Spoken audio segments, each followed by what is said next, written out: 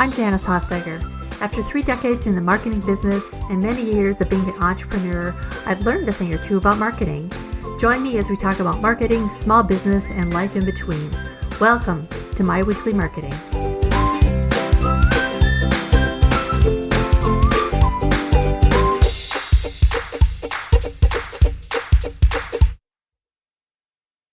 Hey, and welcome back to another episode of My Weekly Marketing. So today I really want to talk about how much you should spend on marketing. So as I start this episode, I have a bit of a confession. I entered the marketing world through the creative side of advertising. So I was an art director. I did some writing. It was all the creative things. So I've never really gravitated toward the numbers. In fact, I have vivid memories of being in grade school and sitting at our kitchen table doing my math homework in tears and telling my dad I just didn't get it. And I got through high school algebra and college math okay, but I really hit the math wall when I got to grad school and I had to take statistics. But that's another story. All this embarrassment to say is that I am not naturally drawn to the numbers side of marketing. I would always prefer to write or design something rather than to look at budgets and the numbers. But it didn't take me too long to figure out that business is all about numbers, and avoiding them won't do us any favors. I really push back on certain entrepreneur influencers who say that all you really need to do is follow your dream. I'm going to tell you straight, there is so much more to running your business than following your dreams, and much of it is the numbers. 85% of small businesses fail because of financial reasons. So while money is likely not the reason you got into business, it definitely is an ingredient that you need to stay into business. So the reason I'm doing this episode about how much to spend on marketing is that people ask me that a lot. And it's a valid question. And I'm sorry the answer is, it depends. It depends on whether you're just starting out or you've been in business for a while, the cost of your products or services, the stage of business growth, who your ideal customer is, the size of your market, and so on. So to start out, let me tell you a few issues that I personally noticed that businesses tend to encounter when trying to set up a marketing budget. Number one, underestimating the true costs. Many times businesses fail to account for all the marketing expenses like the software subscriptions, photography costs if you hire a photographer, Canva, email service provider, website fees, freelancers, printing costs, etc. You really need to take all of that into account when you're setting up your marketing budget.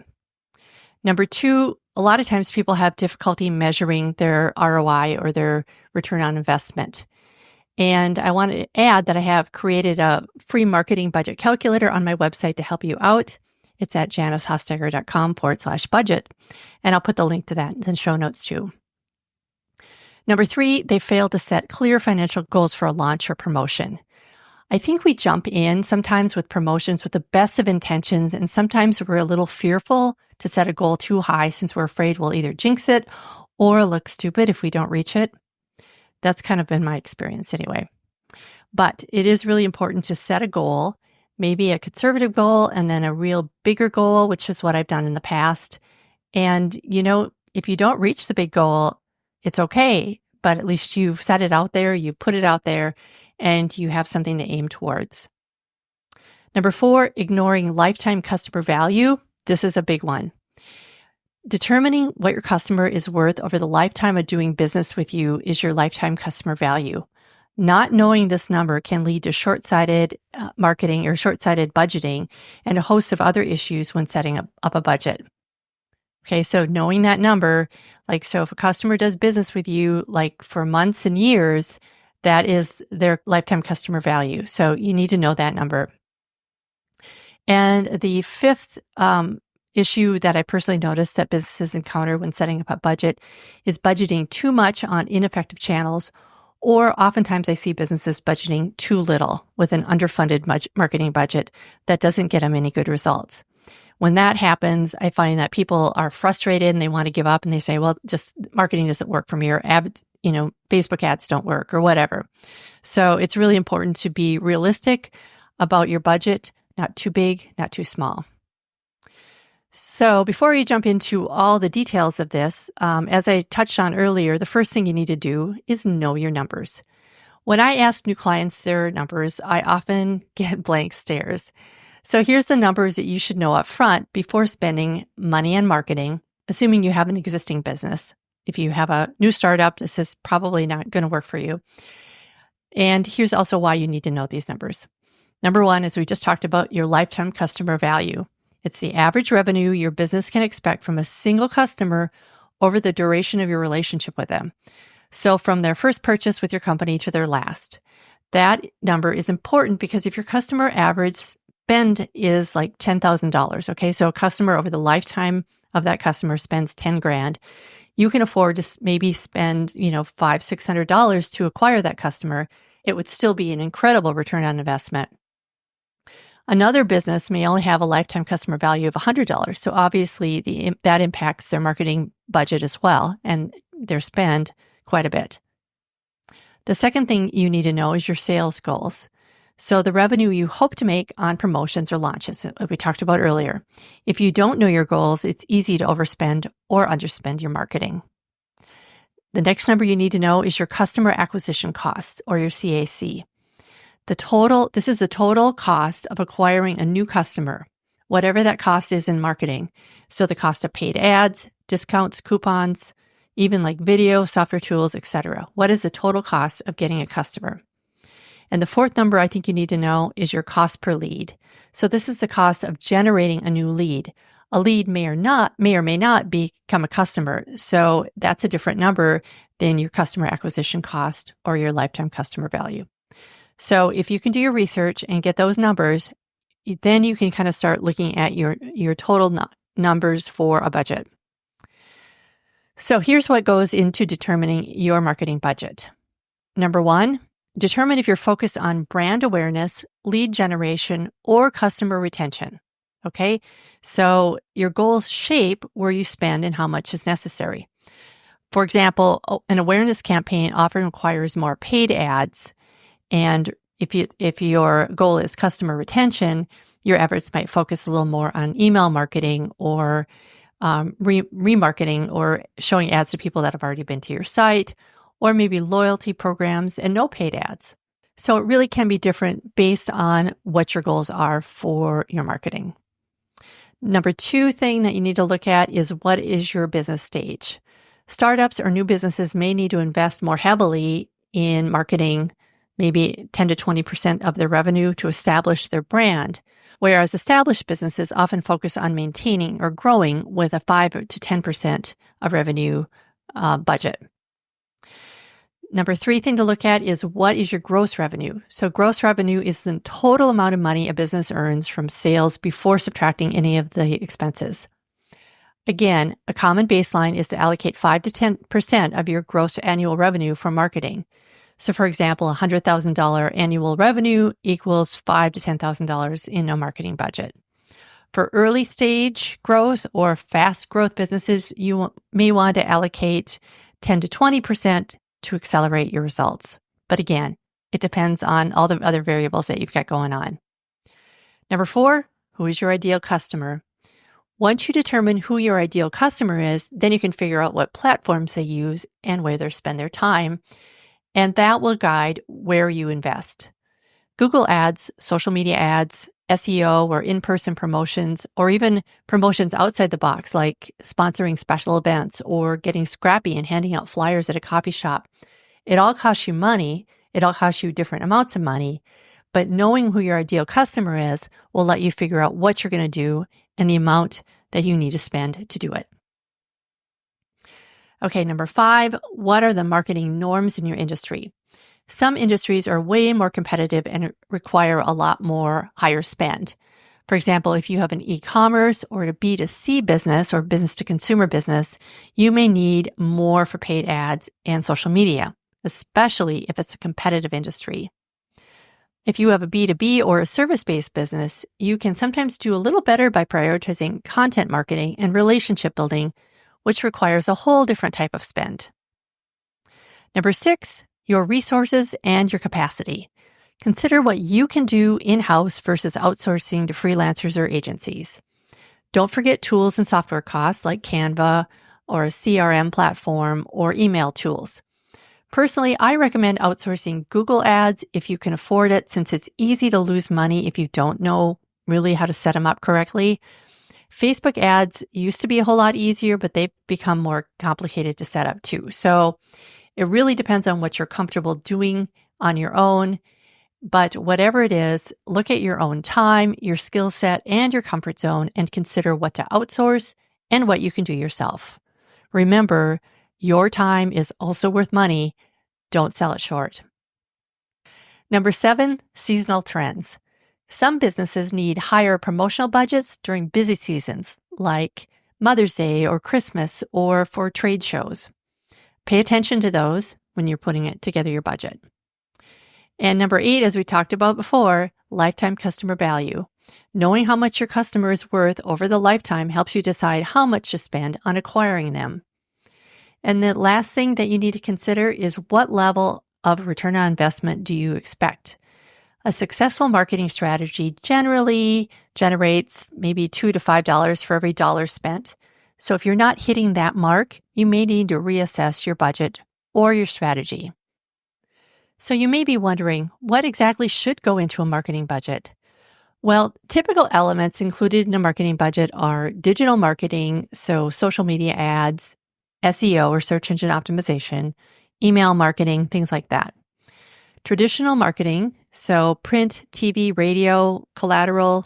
Collateral is printed items that are not necessarily flyers, or it could be flyers for sure, but printed items or swag, right? Water bottles, canned koozies, whatever it is that you have printed with your logo on. All of that is considered in traditional marketing. And also print ads, which is something we don't do a lot of anymore, but that is definitely a line item that should go into your budget. Also, tools and software such as your CRM and any analytics tools that you use, and professional services such as agency fees, freelancers' cost, maybe photographers, and so on. When determining where to spend the money, think strategically. You may get a lot of new visitors with a billboard, but the cost of running that billboard will likely not pay dividends if it's not a business where you're going to be marketing to the masses. It's likely money going to be wasted. Again, it's important to know your ideal customer and lifetime customer value so you can allocate budget based on customer acquisition cost and your expected return on investment.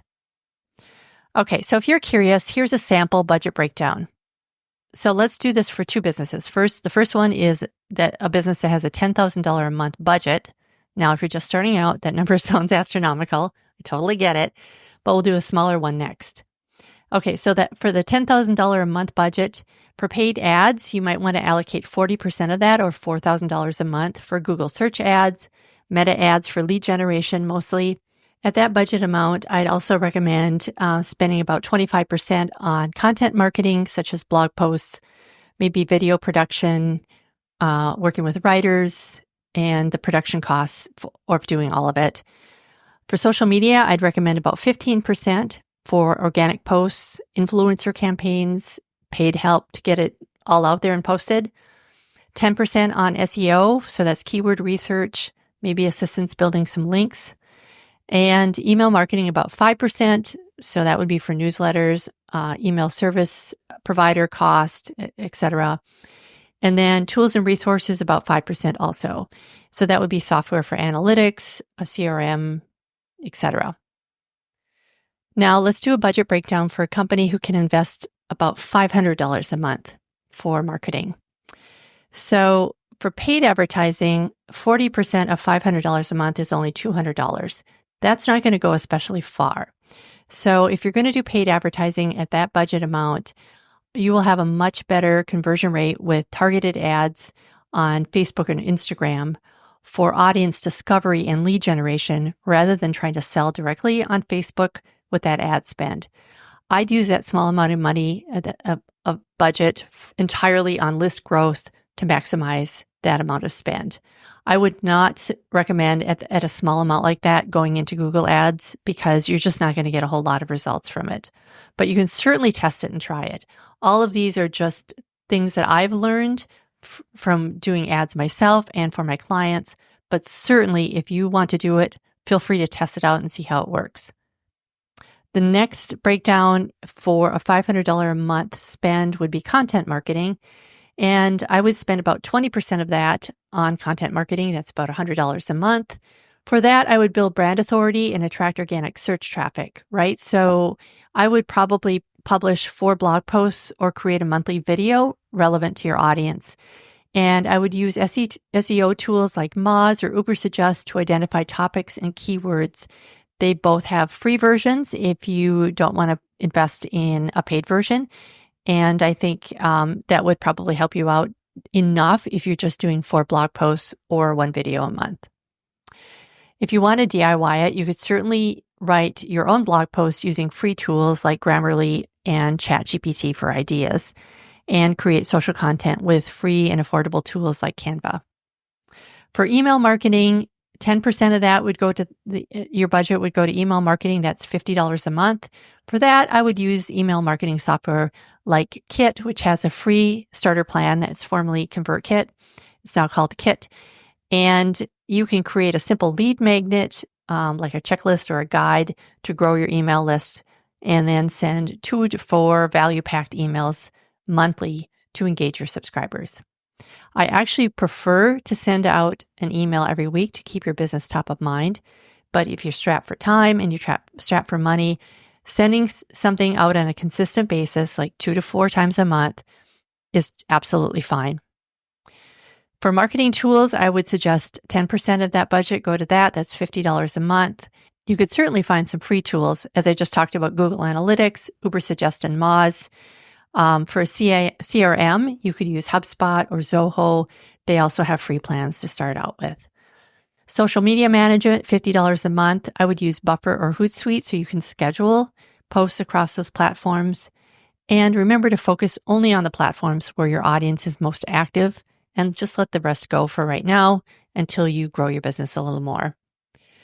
I would also put in 5% for experimenting and testing. That's $25 a month. You could test a small influencer partnership or run a paid post to increase visibility on social media platforms. You also might want to try new content platforms like a live video. And then the last 5% for the $500 a month budget would be for education and learning. I would use $25 a month to invest in online courses, books, memberships to improve your marketing knowledge, because that's going to pay off down the road. Okay, so let's say you have your budget and you have your big promotion or launch coming up. How do you know when to adjust your budget? This is also another question I've had. So first up, you really want to monitor your key performance indicators, or your KPIs. These key metrics include your revenue growth. So are sales increasing? If so, allocate more marketing to capitalize on the momentum that you have going on. Your customer acquisition cost. If your customer acquisition cost is decreasing, consider scaling up efforts that are driving low-cost leads, right? So sometimes we run an ad, we think we've got a budget set for that ad, but you're getting really good results. So go ahead and increase the budget on that, because if you're not spending that much, you might as well spend it all, right? Remember that marketing spend isn't really an expense, it's an investment.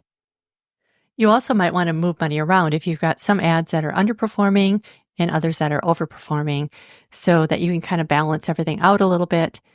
And then, of course, pay attention to your conversion rates. If you're seeing higher conversion rates, invest more in the channels that are delivering the good results. You should also adjust your budget if you spot trends in your growth. So you might start noticing more business in seasonal periods, like in the summertime or in the wintertime when customers are more active. Or you might be growing consistently. Then gradually increase your budget as revenue grows so that your marketing keeps pace with the demand. Or you might have unexpected growth, which is always welcome, right? So if you're experiencing rapid growth, invest in scaling up your customer acquisition efforts with that. You also might need to adjust your budget if you need to invest in an expert somewhere. Sometimes when we're just starting out, we do a lot of things ourselves, but as we grow, we really can't always keep up. Social media is one of those things that people often outsource, but I'd also recommend someone to help with Google ads and Facebook ads, as I mentioned earlier, because they can be tricky at first. You may also want somebody to shoot photography for you, or there's a lot of different things that go into marketing that you might want to outsource. So if you need to invest in someone, then move your budget around a little bit to make money for that. And as your company grows, you may need to increase your budget for higher ad spend or upgrading tools or software, or maybe even hiring some staff. And I also like to plan for flexibility. I like to set aside 10 to 15% of your budget as a contingency fund so you're able to adapt if there's a shift in the marketplace or unexpected opportunities arise. For example, maybe somebody wants to do a partnership with you or have you host an event. And sometimes campaigns do exceed expectations and you might want to scale it up. So it's good to have a little bit of contingency fund for that. So, okay, we've covered a lot today.